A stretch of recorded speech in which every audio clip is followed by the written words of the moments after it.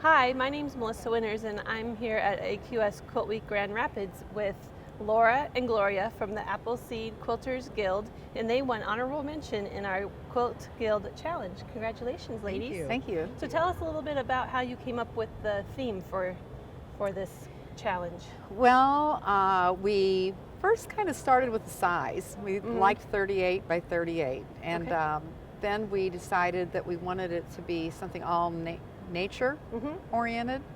And then we came up with let's do something like zoom in. Everything on the quilt has to be at least 10 times larger than it would be in real life. This is a big duck.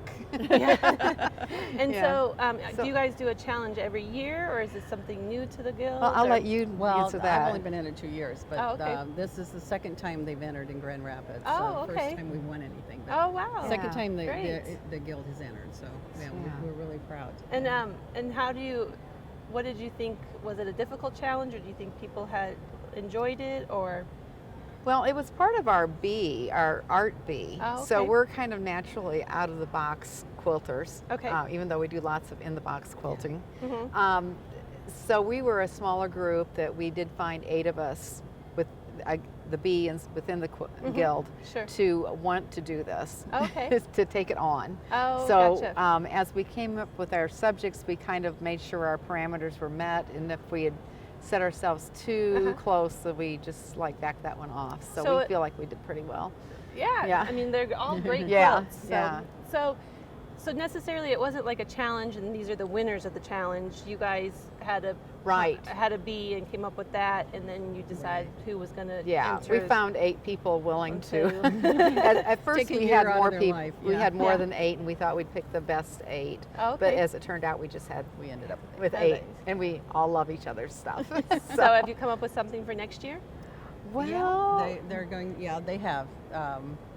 There's a group that are going to do one for next year too. Oh, wow. So, well, I hope they have as much luck as you guys did, and so thank you so much for joining us, and congratulations again. Thank you. Let's look at your quilts now. Okay. this is my Torch Bloom Lake Navasha, Kenya. Okay. And I was in Kenya visiting, and it's actually a Peruvian torch bloom cactus, but this was in Kenya, and I saw it the day before it bloomed and the day after it bloomed. Oh, so wow. I was very excited about seeing it. My son-in-law took a photo, and I used the photo to produce this piece of art. Well, it's pretty beautiful. I imagine in person it's even better. Oh yeah, even better. So I did a lot of applique. I did the flower first and put that on. I started over here, then I went back to the flower and did a little thread painting and some French knots, and just tried to catch the shadows. You see here the shadows are coming down. And it's kind of raw edge applique. Yeah, it's raw edge. It is raw edge applique. And before I appliqued it on, I used like a Misty Fuse under it, and just tried to catch all the shadows and the magnificence of the flower. Oh, well, you definitely did that. Thank you. Now your background, is it hand dyed or is it a batik? Or? It is a batik purchase. I actually started with this plain green background, but then found this fabric. So then I kind of quilted, showing the kind of the shadows of more cactus behind it, because the actual photo was full of cactus. And it just seemed to get overwhelming with too much. You definitely captured the cactus, so congratulations. Thank you. It looks great. Thank you. I had fun making it. Good. My name is Gloria Havel, and this is my first year entering in the guild, this part of it in entering. And I am in it to learn, and I learned so much this year from everybody that was here.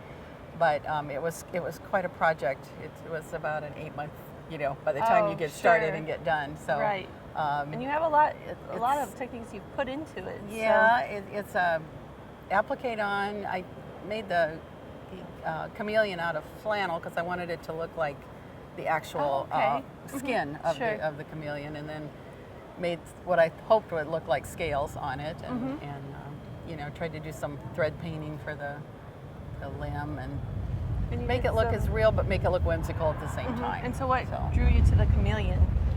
It was a picture that I found Oh, okay. and on the internet, and I really, really like the bright colors, and that's why I Right. tried to make it really bright. Sure. Yeah. I like so. those chameleons that are on that commercial. Yeah, that and this pink isn't commercial. actually, they do turn this color, Oh, but they're real rare, but I did find Sure. it, so. Well, yeah. great. Now, it looks like you did some satin stitching.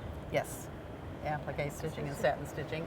And then, how did you get this embellishment? Actually, this is a trim, Okay. and then I painted it to kind of match the colors, Oh, and wow.